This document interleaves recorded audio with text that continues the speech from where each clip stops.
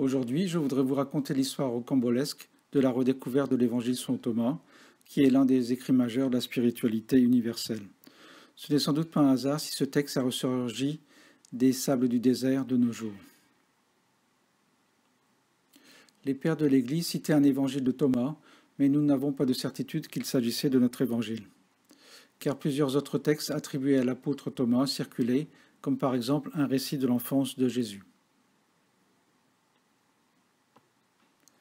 La première découverte importante eut lieu à la fin du XIXe siècle.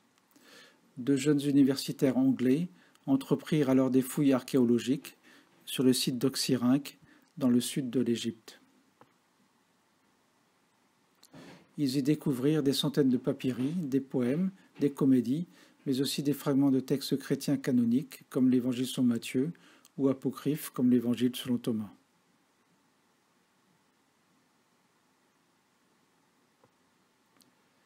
Les deux archéologues britanniques découvrirent 20 fragments de l'Évangile selon Thomas, écrits en grec, les plus anciens extraits jamais retrouvés de cet évangile. L'histoire en restera là jusqu'en 1945. Cette année-là, à la recherche d'engrais naturels près de Nag Hammadi, dans le sud de l'Égypte, Mohamed Ali Saman déterra une jarre de terre scellée par du goudron. Mohamed Ali, qui s'attendait à y trouver un trésor, fut déçu par le contenu de cette jarre. Selon certains témoignages, un squelette se trouvait près de cette fameuse jarre. À l'intérieur, le paysan découvrit 13 codices. Les codices étaient les livres de l'époque, constitués de feuilles de papyrus reliées entre elles. Il s'agissait probablement de la bibliothèque gnostique du monastère proche de Saint-Pacôme. Ces textes furent cachés au IVe siècle des décrets successifs de l'évêque Athanase d'Alexandrie, ordonnant la destruction des textes chrétiens non canoniques. Sans le savoir, Mohamed Ali venait de faire une découverte exceptionnelle. Entré chez lui, il déposa les manuscrits sur son tas de bois et certains d'entre eux servirent à allumer le feu. C'est pourquoi certains manuscrits, comme l'Évangile selon Philippe, sont incomplets. Inquiet d'une possible enquête de la police, suite à un règlement de compte familial, il vendit les manuscrits qui se retrouvèrent sur le marché noir au Caire. Les papyri attirèrent l'attention des autorités égyptiennes qui en firent l'acquisition. Ils se trouvent depuis lors au musée copte du Caire.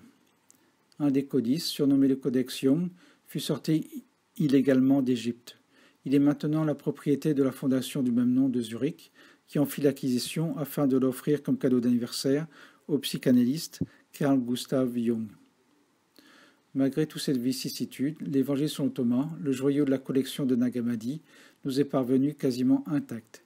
Cet évangile est composé de 114 paroles, ou logia de Jésus, écrites en copte, une langue voisine du grec. Certaines paroles ont des parallèles plus ou moins proches dans les évangiles officiels, mais une quarantaine d'entre elles sont totalement inédites.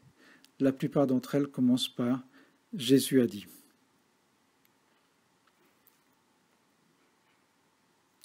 Ce n'est pas une nouvelle biographie du Nazaréen que contient ce texte, mais un itinéraire spirituel en 7 étapes et des conseils pour rencontrer le divin en soi. Je vous incite vivement à le lire, c'est un texte qui a produit un déclic chez beaucoup de gens. Dans d'autres vidéos, je vais continuer à partager des informations sur l'Évangile selon Thomas. Je vous renvoie aussi à la lecture de mon livre qui y est consacré. Merci et à bientôt.